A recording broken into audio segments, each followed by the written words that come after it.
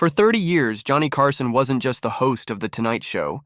He was America's nightly companion. With his Midwestern charm, razor-sharp timing, and that playful golf swing, he made 5 nights a week feel like a visit with a trusted friend. Yet, for all his presence on television, the man himself remained a mystery. Johnny was famously private. He drew a sharp line between the on-air character Johnny Carson and the complex, thoughtful, often melancholy man who existed offstage. As former producer Fred de Cordova once said, Johnny created a character named Johnny Carson and played him every night. The real Johnny chose very carefully who he let past that polished facade.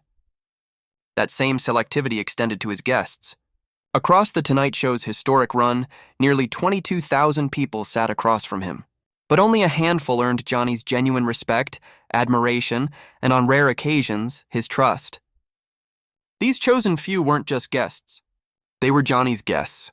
With them, his posture softened, his laugh was real, and the light in his eyes told you this mattered to him.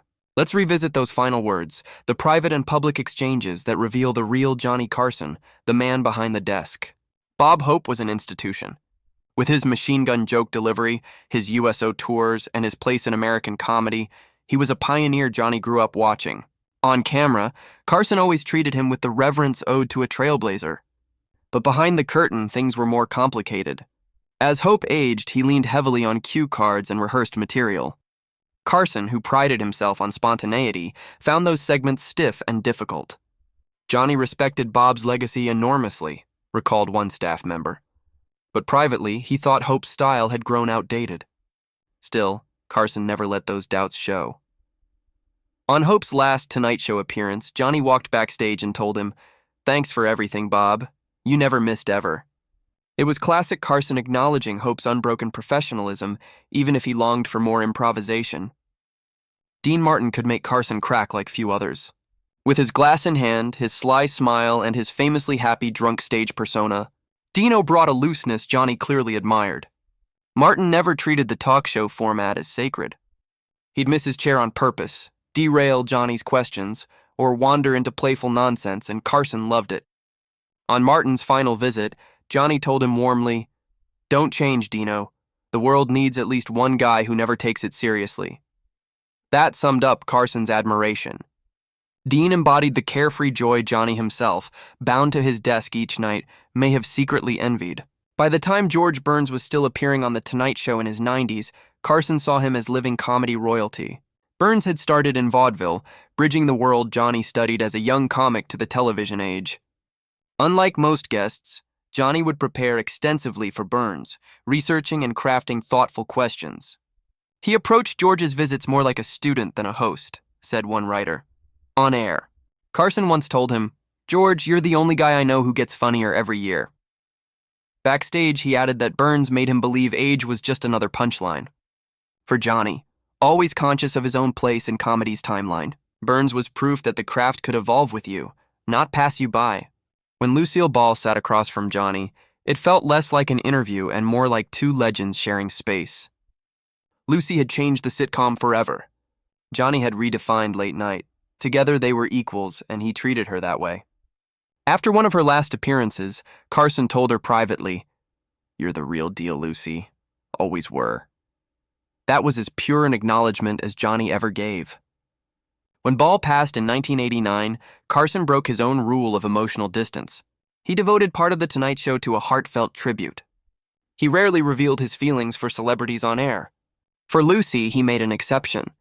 If one comic shaped Johnny Carson's style more than anyone, it was Jack Benny. Benny's legendary timing, his deliberate pauses, and his willingness to play the fool rather than the hero. All of that lived on in Johnny's approach. On his final visit, Carson told him, "You taught me how to listen." Those words weren't hyperbole. Carson often admitted Benny taught him that silence could be funnier than a punchline. With Jack, Johnny wasn't the host. He was the student in awe of the master. Few guests could pull Johnny out of his polished professionalism like Burt Reynolds.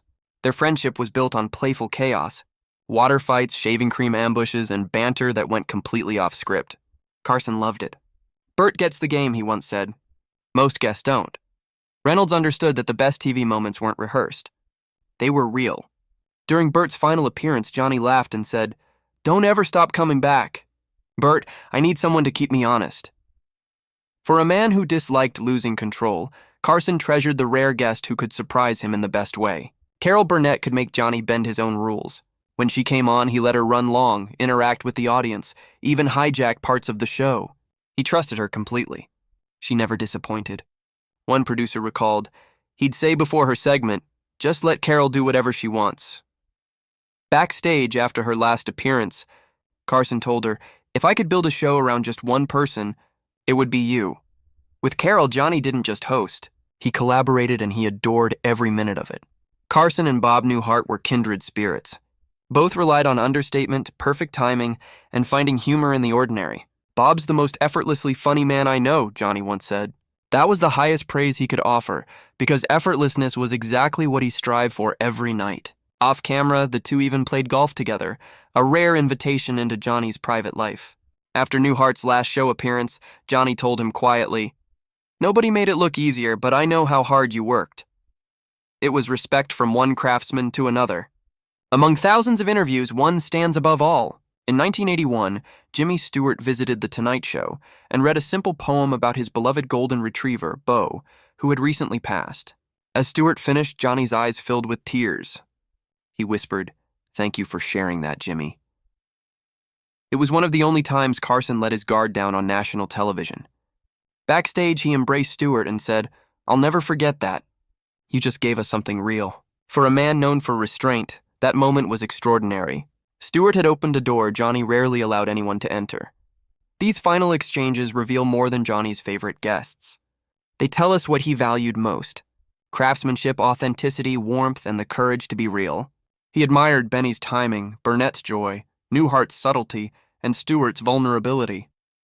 He respected those who didn't take themselves too seriously, like Dean and Bert, and those who carried comedy's legacy with grace, like Burns and Hope. For 30 years, he invited America into his living room, but kept his own heart carefully guarded. Yet, with these select few, he lowered the mask.